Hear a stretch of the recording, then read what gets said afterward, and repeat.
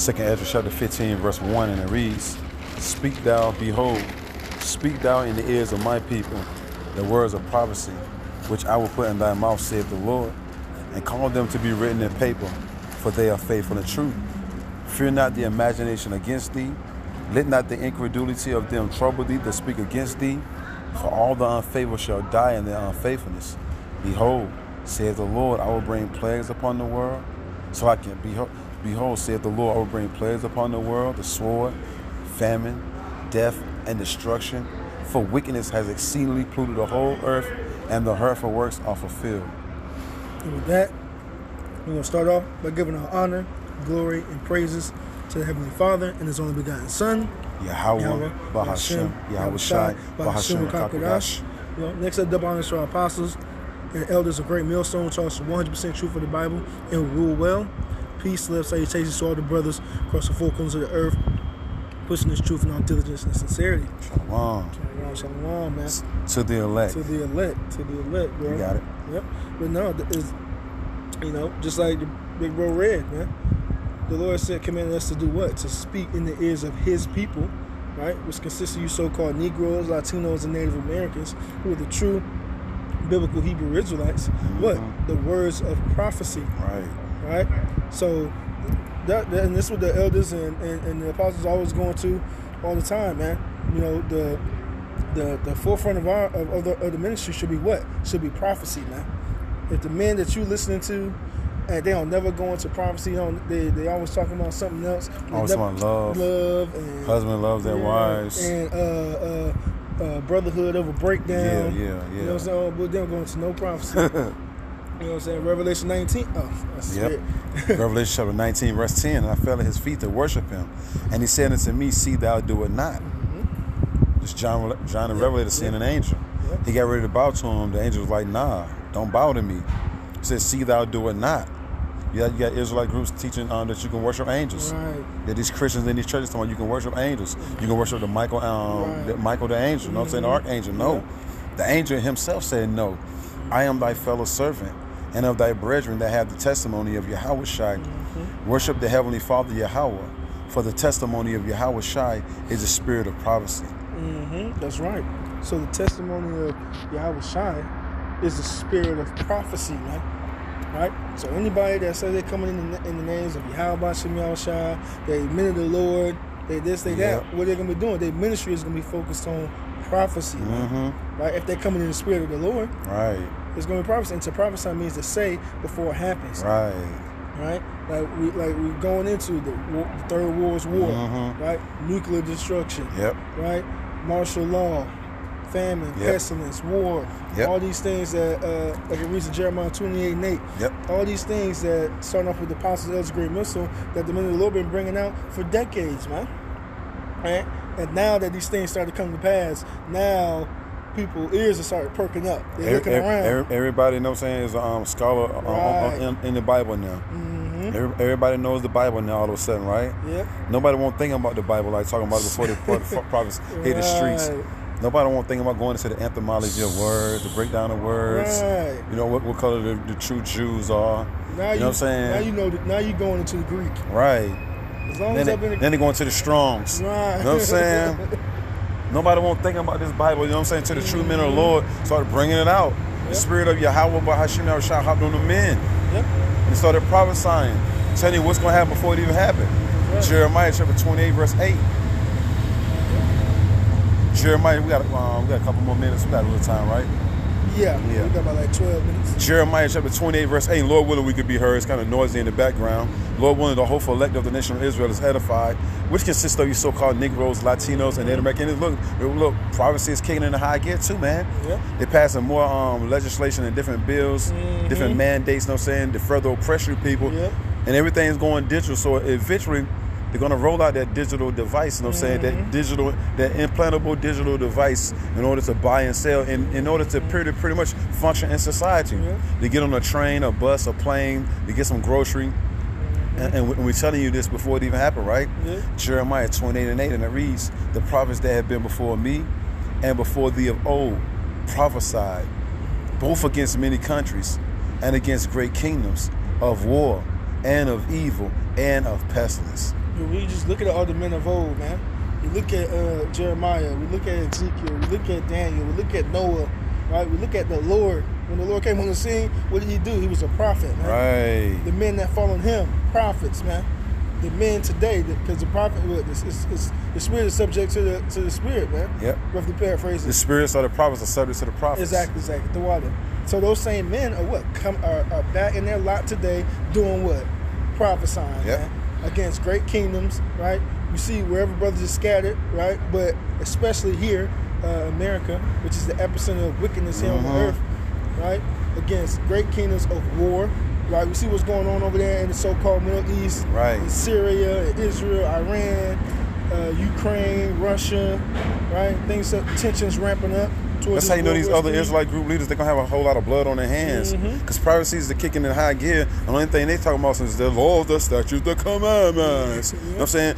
Husband loves their wives and all this nonsense. So you can't have, you know what I'm saying, more than one woman talking about hell and all this other different dimensions and all this. You're going to see the spirits burn. You're going to see them burn. And all this madness. You got Jay talking about some 2/3 of our people ain't coming back into the kingdom. All this madness, but then prophecy is kicking in the high gear.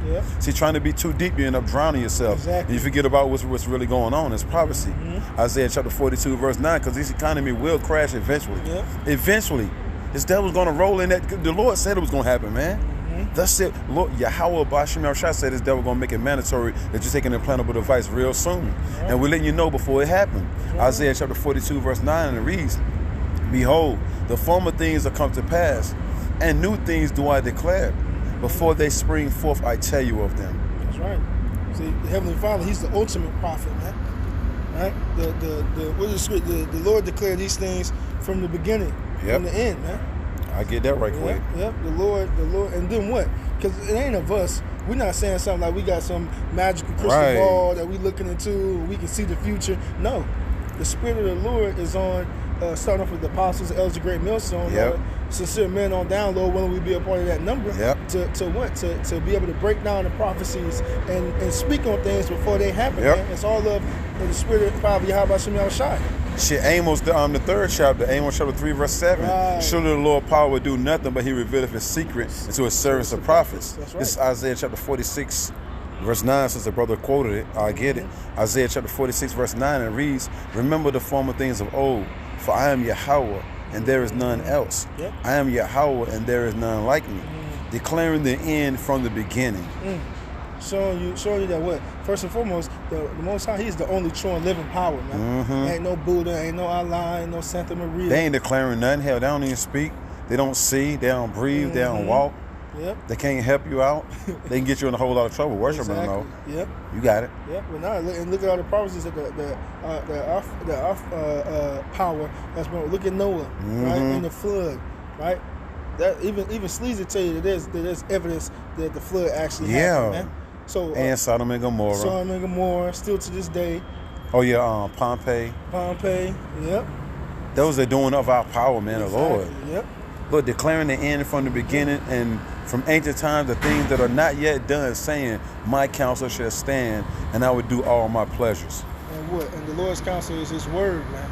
Right? And it shall stand. His word has stood the test of time. All the prophecies that either said it was going to happen, they either happened, or what? They're showing their heads to be happening right now, man, in their respective times. Right? They're rearing their ugly head. Exactly. Because it ain't a matter of if they're going to happen, it's just a matter of when the Lord wants them to happen, man. That's why the Lord said all the unfaithful, going right back to 2nd Ezra, the 15th chapter, the Lord said all the unfaithful shall die in their unfaithfulness, bro, just like at the time of the flood. And we got a couple more minutes, right? The Lord said all the unfaithful, all you Israelites that don't believe in the gospel, the 100% truth according to the Bible, you will eventually get taken out, man, in a worse way. That famine, the race wars, the class wars, the civil unrest, the gender wars, the economy will eventually crash. When this shit pop off, I'm saying, you're going to know that the prophet had been among you. Going right back to Ezekiel 33 and starting at verse 30 on down. But I'll read a little bit more of this right quick. We'll probably end it on this, right? 2nd Ezra chapter 15, once again, behold, speak thou in the ears of my people the words of prophecy. We're letting you know what's going to happen before it even happened, which I will put in thy mouth, saith the Lord. The Lord gave us His word through His prophets, you see? And the legacy goes on. Look, you got Muslims down there. I know you seen the dude with the suit on. Well, I don't know if he. I don't know if he was when he could have been though. Yeah, he could have been with the all black on. See, Allah ain't telling you nothing. Buddha ain't telling you nothing. Santa Maria ain't telling you. I guess we'll walk down here a little bit.